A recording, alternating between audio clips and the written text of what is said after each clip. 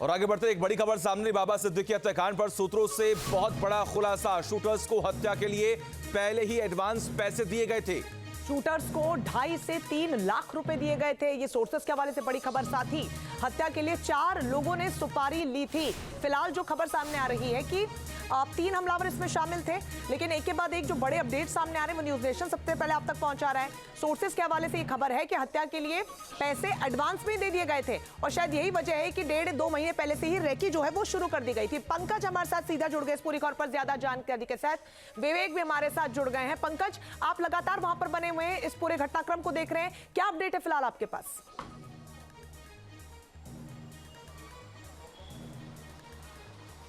देखिए, अपडेट ये है कि बाबा सिद्दीकी का पोस्टमार्टम चल रहा है। करीब 6 से 7 जो डॉक्टरों की टीम है वो अंदर मुंबई के कूपर अस्पताल में अंदर पोस्टमार्टम कर रही है। आप देख सकते हैं कूपर अस्पताल के बाहर की मैं तस्वीर आपको दिखा रहा हूं। और आपको बता दें कि तमाम जो वीवीआईपी हैं वो कूपर अस्पताल पहुंच रहे हैं। कुछ देर पहले ही जो है वो एनसीपी नेता प्रफुल्ल पटेल जो हैं वो यहाँ पर पहुंचे हुए हैं और दूसरे कई जो बड़े नेता हैं और जो बाबा सिद्दीकी परिवार के लोग हैं वो कूपर अस्पताल पहुंच रहे हैं। आपको बता दें कि जो मुंबई क्राइम ब्रांच की जांच में अब तक सामने आया उसमें कुछ बड़े खुलासे हुए हैं। जैसे कि जो आरोपी थे वो 3 लोग जो हैं वो ऑटो से आए थे इस शूटआउट को अंजाम देने के लिए, लेकिन पुलिस को शक है कि इन 3 के अलावा भी वहां पर कोई चौथा था जिस पर किसी की नज़र नहीं गई, जो शायद इनको इन्फॉर्मेशन दे रहा था।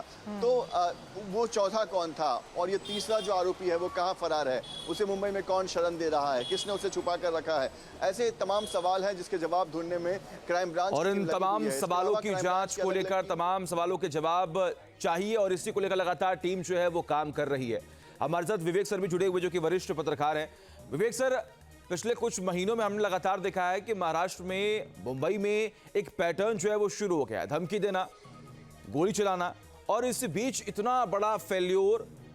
आपको क्या लगता है कैसा इसमें इन्वॉल्वमेंट है, किन लोगों का इन्वॉल्वमेंट हो सकता है? सामने तो बात निकल कर के आ रही है कि लॉरेंस बिश्नोई गिरोह ने ही ये सुपारी दी थी। 2.5 लाख रुपए की सुपारी उठाई गई थी जो कि इन लोगों के बीच में 50-50 हजार रुपए आपस में बांटी जानी थी। ये बात भी सामने निकल कर आई है। इसके अलावा एक और महत्वपूर्ण बात जो सामने आई है वो है कि इन लोगों ने कुर्ला में एक घर किराए पर ले रखा था जिसके लिए ये लोग 14,000 रुपए का किराया भी भर रहे थे। अब महत्वपूर्ण मुद्दा ये हो जाता है कि ये योजना, इसका मतलब है कि सिर्फ 1 महीने या 2 महीने से नहीं, इससे भी ज्यादा लंबे समय से बन रही थी और इसके ऊपर इसे क्रियान्वित करने के लिए ये लोग प्रयासरत थे।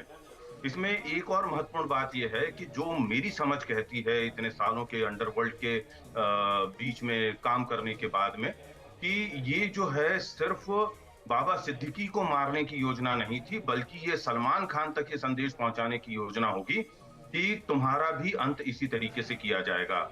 और आप देखिए कि जैसे ही बाबा सिद्दीकी की मृत्यु हुई, बिग बॉस का जो शूट था वो रद्द करके और सलमान भी अस्पताल की तरफ, लीलावती अस्पताल की तरफ रवाना हो गए थे।